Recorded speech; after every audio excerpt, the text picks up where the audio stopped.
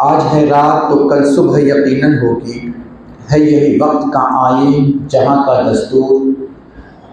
आज है रात तो कल सुबह यकीनन होगी, है यही वक्त का आईन जहाँ का दस्तूर। रात करती है उजालों पे बहुत मश्क सितम, बिलाखिर का चमकता है मगर सुबह का नूर। तकरीबन 10 दिन होने को है और 10 दिनों से दुनिया के एक मखसूस हिस्से में मुसलमानों पर जुल्म के पहाड़ तोड़े जा रहे हैं।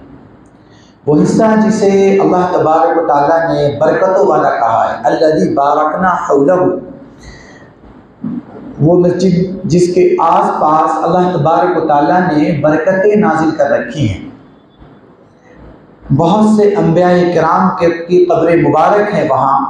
अल्लाह तबारक व तआला ने उस मस्जिद को मुकर्रम और मुहतरम बनाया है।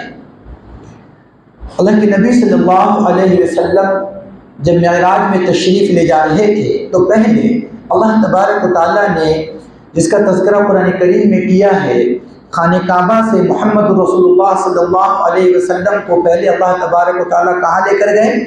बैतुल मुक़द्दस लेकर गए, मस्जिद अक़सा लेकर गए। तो मस्जिद अक़सा अल्लाह तबारक व तआला की नज़र में बरकत वाली चीज़ है। और ख़ुद नबी अकरम सल्लल्लाहु अलैहि वसल्लम जब मक्का मुकर्रमा से हिजरत करके मदीना मुनव्वरा तशरीफ़ लाए तो आप सल्लल्लाहु अलैहि वसल्लम ने तकरीबन 16 महीने कुछ दिन या 17 महीने कहें बैतुल मुक़द्दस की तरफ मुँह करके नमाज अदा फरमाई। तो बैतुल मुक़द्दस ये मोहम्मद रसूलुल्लाह सल्लल्लाहु अलैहि वसल्लम का भी क़िबला रहा है। हमारे आखिरी नबी मोहम्मद रसूलुल्लाह सल्लल्लाहु अलैहि वसल्लम का क़िबला रहा है। सहाबा किराम ने, मोहम्मद रसूलुल्लाह ने तकरीबन 1.5 साल के आसपास उस तरफ रुख करके नमाजें अदा की हैं। अल्लाह तबारक व तआला ने कहा हमने उसके इर्द गिर्द रहमतें नाजिल कर रखी है। तो ये क़िबला अव्वल ये मुसलमानों का है। अल्लाह तबारक व तआला ने अमानत के तौर पे मुसलमानों को दिया है। ये दुनिया में किसी कौम का नहीं है, सिर्फ और सिर्फ मुसलमानों का है। आज यहूदी वहां पर बैठे हुए हैं, मुसलमानों पर जुल्म कर रहे हैं, मुसलमानों को उनके घरों से निकाल रहे हैं, उनके साथ जुल्म ज्यादती कर रहे हैं, मस्जिद अक़सा पर कब्जा करना चाह रहे हैं। एक वक्त था, अच्छा उनका साथ कौन दे रहे हैं? ये जो अमेरिका है, ये जो ब्रिटेन है, ये जो फ्रांस है, ये लोग उसका साथ दे रहे हैं। जो बड़ी बड़ी दुनिया की ताकतें ये उनका साथ दे रही है ताकि मस्जिद अक़सा से मुसलमानों को बेदखल किया जाए। इन यहूदियों को यह समझना चाहिए कि एक वक्त था जब उस पर रोमन एम्पायर का कब्जा था। मस्जिद अक़सा पे मुसलमानों से पहले रोमन एम्पायर का कब्जा था। ये लोग मस्जिद अक़सा तो बहुत दूर की बात है, फिलिस्तीन जो शहर है, अल-कुद्स का जो शहर है, उस शहर में किसी भी यहूदी को दाखिल नहीं होने देते थे। उसे इजाजत नहीं थी एंट्री की। मस्जिद अक़सा बहुत दूर की बात, जाने दीजिए, वहां तो भटकना ही नहीं। उस शहर में किसी भी यहूदी को दाखिल होने की इजाजत नहीं थी। हजरत उमर रजी अल्लाह ताला अन्हु के ज़माने में जब हजरत खालिद बिन वलीद रजी अल्लाह ताला अन्हु और हजरत अबू उबैदा रजी अल्लाह ताला अन्हु अपनी फौजें लेकर बैतुल मुक़द्दस पहुंचे और हजरत उमर रजी अल्लाह ताला अन्हु मदीना मुनव्वरा से वहां तशरीफ लाए और मस्जिद अक़सा की चाबी अपने हाथों में ली और वहां आज़ान दी गई तो वहां उसका नक्शा बदल दिया गया था। रहने के लिए घर बना लिए गए थे, साइड में क्वार्टर्स बना लिए गए थे अफसरों के रहने के लिए, अपने हिसाब से तब्दील करके पूरा एकदम एक महल्ला जैसा बना दिया गया था। सब को तोड़वा कर फिर पहले जैसी तामीर थी। हजरत सुलेमान अलैहिस्सलाम ने जिस तर्ज पर उसको बनाया था उस तर्ज पर हजरत उमर रजी अल्लाह ताला अन्हु ने बैतुल मुक़द्दस की दूसरी मरतबा तामीर करवाई। और उस वक्त हजरत उमर रजी अल्लाह ताला अन्हु ने पहली मरतबा यहूदियों को इस बात की इजाजत दी कि वो भी जाकर बैतुल मुक़द्दस की ज़ियारत कर सकते हैं। ये मुसलमानों ने एहसान किया यहूदियों के साथ, इसराइलियों के साथ। इनको बैतुल मुक़द्दस बहुत दूर की बात है, बैतुल मुक़द्दस जिस शहर में है उस शहर में दाखिल होने की इजाजत नहीं थी। मुसलमानों ने इन पर एहसान किया और एहसान किया कि तुम अब आ सकते हो, मस्जिद अक़सा की ज़ियारत कर सकते हो, वहां दुआएं कर सकते हो। आज ये यहूदी मुसलमानों का एहसान भुलाकर मुसलमानों पर जुल्म कर रहे हैं, उनके घरों को तबाह कर रहे हैं, उनको मस्जिद अक्सा से निकाल बाहर करने की कोशिश कर रहे हैं। और उसके दोस्त बने हुए हैं जिन्होंने उसको मस्जिद अक्सा में जाने की इजाजत तक नहीं दी, ज़ियारत करने की इजाजत तक नहीं दी, शहर में दाखिल होने की इजाजत तक नहीं दी। अब ये बताएं, कुछ लोग जो पढ़े लिखे हैं, टीवी डिबेट वगैरह पे सुनते होंगे, कुछ लोग कहते हैं कि जो फिलिस्तीन है वो यहूदियों की प्रोमिसेस जमीन है, उसके बारे में उनको प्रॉमिस किया गया था कि उसके बाप दादा वहां के हैं, लिहाजा वो वहां पर जो है बसेंगे, आज ना बसे कल बसे मगर बसेंगे, लिहाजा उनके बाप दादा की जमीनें उनको दे देनी चाहिए। अब ये बताएं कि इंडिया के अंदर जितने भी ब्राह्मण हैं ये अपने आप को आर्य समाज कहते हैं, जो लोग पढ़े लिखे हैं जानते हैं, ये अपने आप को कहते हैं आर्य समाज वाले हैं। और आर्य समाज के बारे में इंडिया के लोग जानते हैं कि ये हकीकत में इंडिया के नहीं है, दूसरे इलाकों से आए थे। अब ये बताएं कि ये जो आर्य समाज वाले हैं ये यहां से जाकर वहां कहें कि ये मेरे बाप दादा की जमीन के हमको दे दो, तो वहां के जहां के इनके बाप दादा रहे होंगे वहां के लोग इनको जमीन वापस कर देंगे। अच्छा एक बात बताएं, अभी हमारी हुकूमत है यहाँ, इस हुकूमत से पहले मुगलिया सल्तनत थी ना, यहाँ इंडिया के अंदर मुगलिया सल्तनत थी। मुगलिया सल्तनत से इस मुल्क पर कब्जा किया किसने छीन लिया? ब्रिटिश ने, अंग्रेजों ने छीन लिया। उसके बाद यहाँ के लोगों ने लड़कर उसे यहाँ से भगाया और यहाँ अपनी आज़ादी हासिल की। अब यहाँ के लोगों ने जो सरकार बनाई है उसकी सरकार है। अब ये बताएं कि मुगलिया खानदान के जो लोग अभी भी हैं जिंदा, वो अगर आके कहें कि मेरे बाप दादा यहाँ हुकूमत करते थे, लिहाजा अब ये जमीन हमारी है और हम यहाँ हुकूमत करेंगे, तो उसका कहना दीवानापन है या नहीं? लोग कहेंगे कि दीवाना हो गया, जब दूसरे ने कब्जा कर रखा था तब तुम कहाँ थे? उसे भगा देते, फिर आके बस जाते, फिर हुकूमत करते यहाँ। लेकिन जब एक ताकतवर वहां बसा हुआ था उसे भगाने की हिम्मत नहीं थी। आज जब हमने हजारों कुर्बानियां देकर, लाखों कुर्बानियां देकर मुल्क हासिल किया है, आजादी हासिल की है, तो तुम आज आकर कहते हो कि नहीं हम यहाँ रहेंगे, हम यहाँ हुकूमत करेंगे। ये तो पागल वाली बात हो गई। कोई उसकी बात मानेगा? नहीं मानेगा, उसे दीवाना कहेगा। आप भी नहीं मानेंगे और इंडिया का कोई भी अक्लमंद आदमी इस बात को तस्लीम नहीं करेगा। अब ये बताएं कि पहले बैतुल मुक़द्दस पर रोमन एम्पायर का कब्जा है और उससे ताकत के जरिए हासिल कौन कर रहा है? मुसलमान कर रहा है।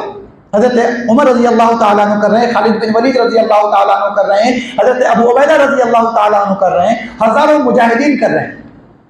तो अब उस जमीन पर किसका हक होगा? यहूदियों का हक होगा या मुसलमानों का हक होगा? जाहिर बात है कि जिसने कुर्बानी दी है, जिसने हासिल किया उसका हक होगा। अच्छा चले, वो हो गया। एक जमानों के बाद उसके ऊपर ईसाई फिर गालिब आ गए, फिर मस्जिद अक्सा को ईसाइयों ने अपने कब्जे में ले लिया। एक लंबी मुद्दत तक मस्जिद अक्सा फिर ईसाइयों के कब्जे में रही। उस वक्त पूरी दुनिया में कोई यहूदी माई का लाल ऐसा नहीं था जो ये कहता कि मस्जिद अक्सा हम आजाद कराएंगे, हम जाकर कुर्बानियां देंगे। नहीं, सब कोने के अंदर दुख दबाकर बैठे हुए थे, इसलिए कि पूरी दुनिया में सबसे ज्यादा जिंदगी की ख्वाहिश रखने वाले, जिंदगी की हरीफ, मौत से डरने वाली अगर कोई कौम है तो यहूदी कौम। अल्लाह तबारक व तआला ने कहा वलतजिदन्नहुम अहरसन नास, लोगों के मुकाबले में ये लोग सबसे ज्यादा जिंदगी के हरीफ हैं, मौत से भागने वाले। मुसलमानों ने मौत से कभी भी खौफ नहीं खाया, लिहाजा एक वक्त आया कि 1187 में 1187 में सलाहुद्दीन अय्यूबी रहमतुल्लाहि अलैह ने पूरे अंग्रेजों से लड़ते हुए, ईसाइयों से लड़ते हुए, एक दो नहीं हजारों लाखों की तादाद में कुर्बानी दी गई। और हजारों कुर्बानी और शहादतों के बाद 1187 में सलाहुद्दीन अय्यूबी रहमतुल्लाह अलैह ने मस्जिद अक्सा दोबारा फतह किया, दोबारा हासिल किया। इस वक्त में ये यहूदी कहीं नहीं थे। अब जब हजारों कुर्बानियां देकर दूसरी मर्तबा भी मुसलमानों ने वो जमीन हासिल की है, तो उस पर हक किसका होना चाहिए? जाहिर बात है कि जिसने कुर्बानी दी है, जो जीता है, जो उसको हासिल किया है, उसका हक होना चाहिए। लिहाजा मुसलमानों की सरजमीन है, यह मुसलमानों का हक है उस शहर के ऊपर। ताकि अल-कुफ्र मिल्लत वाहिदा, सब के सब जितने भी ईमान वाले को छोड़कर जितनी भी कौमें हैं, ये सब मुसलमान दुश्मनी में एक है, भाई भाई है। लिहाजा ये सब एकजुट होकर ये मुसलमानों को पसपा करने के लिए और फिलिस्तीन में यहूदियों को बसाने के लिए पीछे पड़े हुए। ये 1800 से ये कोशिश आज से नहीं चल रही है, 1818 सदी से चल रही है, 1800 ईस्वी से चल रही है। एक वक्त आया कि सुल्तान अब्दुल हमीद सानी रहमतुल्लाह अलैह, जो खिलाफत उस्मानिया, तुर्की से जो मुसलमानों की खिलाफत उस्मानिया चलती थी, खिलाफत उस्मानिया को घेरा गया और घेर के इन लोगों ने एक बात रखी कि हम आपके ऊपर इतना सारा कर्जा है वर्ल्ड बैंक का और ये और वो है, हम सारे कर्जे अदा कर देंगे और माफ कर देंगे, मगर यहूदियों को फिलिस्तीन में बसने की इजाजत दी जाए। तो उन्होंने कहा कि अगर पूरी दुनिया भी उठाकर मुझे दे दी जाए तो मैं फिलिस्तीन की एक मुट्ठी मिट्टी भी मैं किसी यहूदी को देने के लिए तैयार नहीं। लेकिन दुनिया एक बार उथल पथल पर आई, जिसको फर्स्ट वर्ल्ड वॉर कहते हैं। जो सबसे बड़ी ताकत थी मुसलमानों की वो थी खिलाफत उस्मानिया, जो तुर्की से चलती थी। कोई जवान बताएं? अर्तुगरुल गाजी। तो बहरहाल उसके अंदर मुकम्मल हकीकत नहीं बताई गई है, लेकिन ये एक सच्चाई है कि अर्तुगरुल गाजी रहमतुल्लाह अलैह बहुत नेक थे। जिस तरह से भाई ड्रामों में दिखाया जाता है, ये तो मतलब उनको पैसा कमाना है, इंटरटेन करना है, वो मसला नहीं है, लेकिन अर्तुगरुल गाजी रहमतुल्लाह अलैह वाकई बहुत ही दीनदार और बहुत ही नेक इंसान थे। आप हिस्ट्री में पढ़िए मिलेगा। और उनके बेटे उस्मान गाजी रहमतुल्लाह अलैह, उन्होंने सल्तनत उस्मानिया की बुनियाद रखी थी, जो तकरीबन 800 साल तक चली। और सल्तनत उस्मानिया से पूरी दुनिया के ऊपर मुसलमानों ने हुकूमतें की। जिस तरीके से आज अगर अमेरिका का कोई प्रेसिडेंट बनता है तो दुनिया की कौमें और दूसरे मुल्क वाले ये सोचते हैं कि ये हमारे बारे में क्या डिसीजन लेगा, इसकी रणनीति क्या होगी, इसकी पॉलिसी क्या होगी। ऐसे ही जब कोई नया खलीफा सल्तनत उस्मानिया का आता था गद्दी के ऊपर और तुर्की के अंदर बैठता था, तो दूसरे मुल्क के जो बादशाह थे और दूसरे मुल्क के जो कौमें थी वो आपस में सोचा करती थी, बातें किया करती थी कि ये सल्तनत उस्मानिया का ये बादशाह आया है, मालूम नहीं कि इसकी पॉलिसी क्या होगी, इसकी रणनीति क्या होगी। पूरी दुनिया की पर हमारा ऐसा दबदबा था जिसका कोई जवाब नहीं। फर्स्ट वर्ल्ड वॉर के अंदर जबरदस्ती सल्तनत उस्मानिया को उसमें घसीट लिया गया और उस वक्त सल्तनत उस्मानिया ही के अंदर में ये जो अरब के जितने मुल्क हैं ये सब के सब शामिल थे। ये छोटे छोटे मुल्क बना दिए गए हैं, ये ऐसे नहीं थे। सल्तनत उस्मानिया को जबरदस्ती उसके अंदर घसीट लिया गया फर्स्ट वर्ल्ड वॉर में। और चूंकि ये जर्मन की तरफ से थे तो मजबूरी में जो जर्मन शिकस्त खा गया। जब शिकस्त खाया तो शिकस्त खाने के बाद जो मुस्लिम ममालिक थे इसको अमेरिका ने, ब्रिटेन ने, फ्रांस ने, इन लोगों ने मिलकर तकसीम किया। तकसीम करके छोटा सा ये दुबई बनाया, ये छोटा सा कुवैत बनाया, ये फला बनाया, मतलब सबको टुकड़े टुकड़े में अलग कर दिया गया और इतना कमजोर कर दिया गया कि कोई भी हमारे खिलाफ कभी भी आवाज ना उठा सके।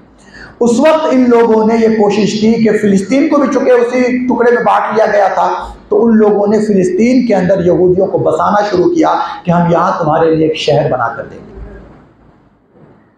और जब जर्मन के अंदर हिटलर ने यहूदियों को मारना शुरू किया था, तो जो लोग भी पढ़े लिखे हैं वो जानते हैं कि दुनिया में कोई उसे पनाह देने वाला नहीं था।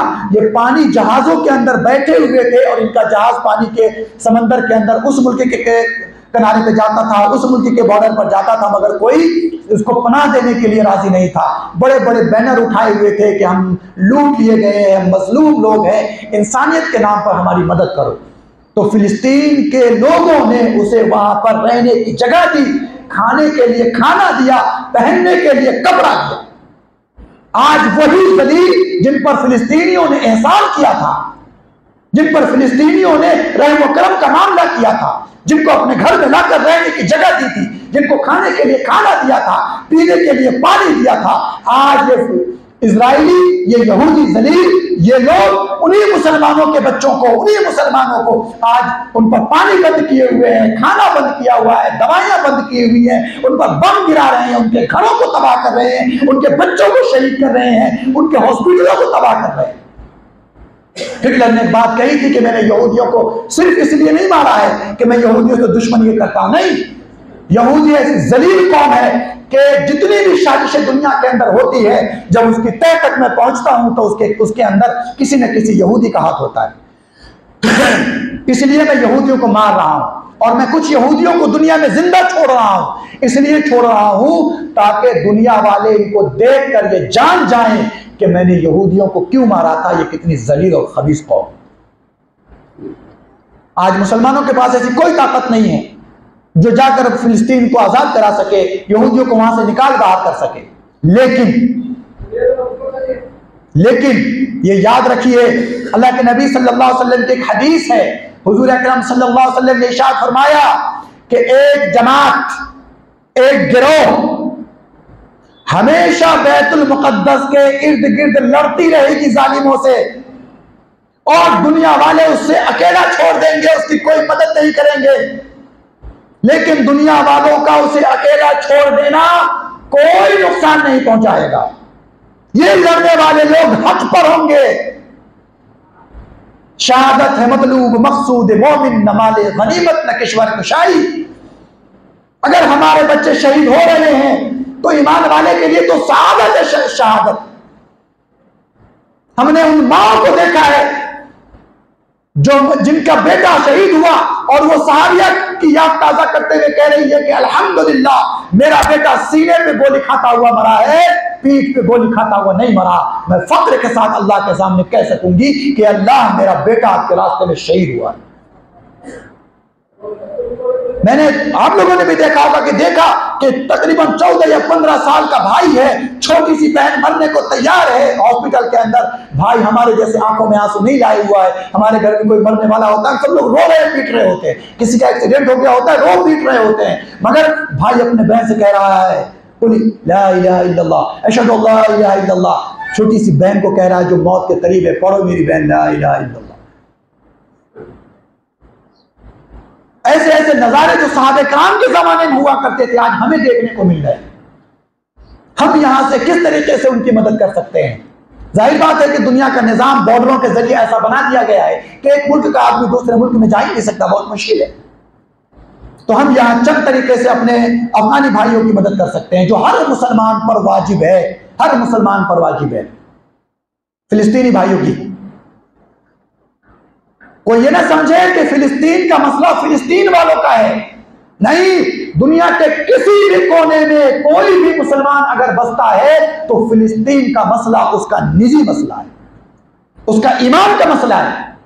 अगर कोई उस मसले को अपना ईमान का मसला नहीं समझता तो उसको अपने ईमान पर गौर करने की जरूरत है। हर मुसलमान का पर्सनल मसला है। आप अपने बच्चों को बताइए, अपने बच्चों को यह सबक दीजिए कि बेटा मस्जिद अक्सा हमारी अमानत है। आज नस्ल ही आने वाली नस्लें इंशाअल्लाह दोबारा फिलिस्तीन वापस लेगी, मस्जिद अक्सा वापस लेके रहेगी। अपने बच्चों को बताइए। अल्हम्दुलिल्लाह मेरे 5 छोटे छोटे बच्चे हैं, 12 साल से नीचे हैं। आप 5 में से किसी से पूछिए, मैं तारीफ के तौर पे नहीं कह रहा हूं, अल्लाह की नेमत के तौर पे कह रहा हूं। मैंने बचपन से इन्हें बता रखा है। आप इससे पूछिए बड़े होकर क्या करेंगे, तो वो कहेंगे कि मैं मस्जिद अक्सा आजाद कराऊंगा इंशाअल्लाह। कराना ना कराना ये अल्लाह के हाथ में है, मगर अपनी नस्लों को ये तालीम देना, अपनी नस्लों को ये बताना कि मस्जिद अक्सा मुसलमानों पर कर्ज है, उसे आजाद कराना मुसलमानों पर फर्ज है। ये हर मुसलमान की जिम्मेदारी है। यहां पर रहकर आप मस्जिद अक्सा की किस तरीके से मदद कर सकते हैं, वहां के फिलिस्तीनियों की, फिलिस्तीन के मुसलमानों की किस तरीके से मदद कर सकते हैं। जाहिर बात है एक आखिरी चीज जो हमारे पास, हम दुआ कर सकते हैं। हम यहां से दुआ कर सकते हैं। जब वहां रास्ता खुल जाए, इमदादें पहुंचने लगे, तो दुनिया की वो बड़ी बड़ी तंजीमें जो वहां इमदाद लेकर जाती हैं, अगर उनका ऐलान कुछ ऐसा आता है कि भाई वहां इमदाद भेजेंगे, तो आप उस इमदाद में शिरकत कर सकते हैं। आप मस्जिद अक्सा के लिए कुनूत नाज़िला का एहतमाम कर सकते हैं, अलग से दुआया मजलिस लगा सकते हैं, अपने बच्चों से दुआएं करवा सकते हैं, कुरान करीम पढ़कर अल्लाह तबारक व तआला से दुआ कर सकते हैं। मस्जिद अक्सा और मुसलमानों की आज़ादी के लिए, मुसलमानों की हिफाजत के लिए आप रोजे रख सकते हैं, क्योंकि अल्लाह तबारक व तआला नेक आमाल के जरिए दुआएं कबूल करता है, जिसके अंदर आया आप लोग जानते हैं। तो आप 2 रकात नमाज पढ़ के, नफल पढ़ के उसके लिए दुआएं कर सकते हैं। बार बार सलातुल हाजत पढ़िए कि अल्लाह मुसलमानों की मदद फरमा, वहां ए अल्लाह मस्जिद अक्सा की हिफाजत फरमा, माँ और बच्चों की हिफाजत फरमा। तो आप वहां के लिए ये छोटे छोटे काम कर सकते हैं। मगर हमने तो अपनी जिंदगी ऐसी बना ली है कि हमें अपने काम से काम है। इतने लोगों में अगर हम पूछ ले कि कितने लोग हैं जिन्होंने अभी तक 2-2 रकात करके 6 मरतबा 5 मरतबा या 2 मरतबा 2 रकात नमाजें पढ़ी हैं और मस्जिद अक्सा के मुसलमानों के लिए, फिलिस्तीन के मुसलमानों के लिए दुआएं की है, तो एक आदमी भी मिलना मुश्किल हो जाता है। ये सच्चाई है या नहीं है? हम इतने मतलब गए गुजरे हो गए, हमारा दिल इतना सख्त हो गया। एक वक्त था खलीफा मुअतसिम बिल्लाह, ये मुसलमानों का बादशाह था और ये मिडिल ईस्ट में था। इनको मालूम हुआ कि रूमियों के एक शहर में, रूमियों के ईसाइयों के एक शहर में एक मुस्लिम औरत किसी बढ़ई के पास गई थी, लोहे का काम करने वाले के पास गई थी। वहां से जब उठने लगी तो उसने उसका कपड़ा ऐसा पकड़ लिया, और जब वो कपड़ा पकड़ लिया तो जाहिर बात है कि आज के वक्त में बहुत अच्छा लिबास होता है, पहले क्या चादर वादर लपेटी हुई होती थी, तो कपड़ा जब पकड़ लिया वो उठी तो उसका जिस्म खुल गया। उसने मदद के लिए लोगों को पुकारा, सामने एक आदमी था मुसलमान, वो दौड़ कर आया, लड़ाई हुई, लड़ाई होने के मारम पीटी में मुसलमान शहीद कर दिया गया और मुस्लिम औरत को जलील किया गया। ये खबर किसी तरीके से सुल्तान मुअतसिम बिल्लाह को पहुंच गई, जिनको मुसलमानों के इस तरह के मामला से बहुत ज्यादा मामला उतनी दिलचस्पी नहीं थी। लेकिन जब यह खबर पहुंची कि हमारे एक मुसलमान बेटी की इज्जत का मजाक उड़ाया गया है, तो उन्होंने अपने वजीर को बुलाया और कहा कि अभी आम जंग का ऐलान करो, फौजों को तैयार करो। और मालूम किया कि ईसाइयों का सबसे बड़ा और मजबूत शहर कौन सा है, फौज लेकर वहां से चले। और उस वक्त तक वापस नहीं आए। चलने से पहले इन्होंने वसीयत लिख दी कि अगर मैं मर गया तो मेरे बाद फला आदमी गद्दी पर बैठेगा, फला आदमी जिम्मेदार होगा, फला आदमी ये जिम्मेदार होगा। पूरी वसीयत लिख दी। इसलिए वसीयत लिख दी कि मैं जब जा रहा हूं, या तो मैं रूमियों को, ईसाइयों को नाको चने चबवाकर उन्हें उनसे उनका बदला लेकर वापस आऊंगा, या मैं इसी रास्ते में शहीद हो जाऊंगा, मुझे वापस नहीं आना। और जाने के बाद उसका जो सबसे मजबूत शहर था उसे फतेह किया, अपनी बहन की इज्जत का बदला लिया, उसके बाद वापस आए और अब बीवी के पास गए। उन्होंने कसम खा ली थी कि मैं जब तक बदला न ले लूं तब तक मेरी बीवी मुझ पर हराम है। इसे कहते हैं ईमान। दुनिया के किसी भी कोने में अगर किसी एक साहिब ईमान को, किसी ईमान वाली बहन को, किसी ईमान वाले भाई को, किसी ईमान वाले बच्चे को अगर तकलीफ पहुंचती है तो वो मेरी जाती और पर्सनल तकलीफ है, वो मेरा पर्सनल मैटर है। इस्लाम के अंदर ये जो बॉर्डर है, बॉर्डर कोई वैल्यू नहीं करते। बॉर्डर तो इन लोगों ने बनाया है ताकि उम्मत मुस्लिमा को एक हिस्से से दूसरे हिस्से से काट दिया जाए, एक हिस्से का मुसलमान दूसरे हिस्से के मुसलमान की मदद ना कर सके, एक हिस्से का मुसलमान दूसरे मुसलमान के लिए खड़ा ना हो सके। बॉर्डर की कोई वैल्यू नहीं है इस्लाम के अंदर। पूरी दुनिया का मुसलमान जसद वाहिद एक जिस्म की तरह है कि अगर किसी के एक हाथ में कांटा चुभेगा दूसरे हाथ में तकलीफ होगी, पूरा जिस्म तकलीफ महसूस करेगा। इसीलिए दुनिया में कहीं भी अगर मुसलमानों पर जुल्म हो रहा है वो आपका पर्सनल मामला है। और फिलिस्तीन तो जाहिर बात हमारे ईमान का मामला, ईमान से जुड़ा हुआ हिस्सा है। इसलिए दुआ कीजिए, इंशाअल्लाह आज नहीं तो कल, हम नहीं तो हमारी नस्लें, हमारी नस्ल नहीं तो उसके आने वाली नस्लें इंशाअल्लाह मस्जिद अक्सा वापस लेगी और वहां फिर इंशाअल्लाह अज़ानें दी जाएंगी। अल्लाह ने चाहा तो हमारे लोगों की कुर्बानियां ज़ाय नहीं जाएंगी। पूरी दुनिया के ताकतवर लोग, पूरी दुनिया के मुल्क, दुनिया के ताकतवर लोगों के सामने, अमेरिका के सामने, इजराइल के सामने सजदा किए हुए हैं, मगर अगर कोई सीना तान कर खड़ा हुआ है तो वो फिलिस्तीन के वो मुसलमान है जो जिनकी तादाद कुछ नहीं है, जिनके पास खाने का कुछ नहीं है, जिनके घरों पे बम गिराया जा रहा है, मगर आज भी वो माएँ और वो बहनें और वो जवान और वो बच्चे मस्जिद अक्सा की हिफाजत के लिए वहां डटे हुए हैं। अल्लाह तबारक व तआला उनकी कुर्बानियों को कभी भी ज़ाय नहीं जाने देगा। दुआ कीजिए कि अल्लाह तबारक व तआला मस्जिद अक्सा की आज़ादी में हमारा हिस्सा शामिल करे और हमारी नस्लों का हिस्सा शामिल करे। व आखिरु दावाना अनिल हम्दुलिल्लाह।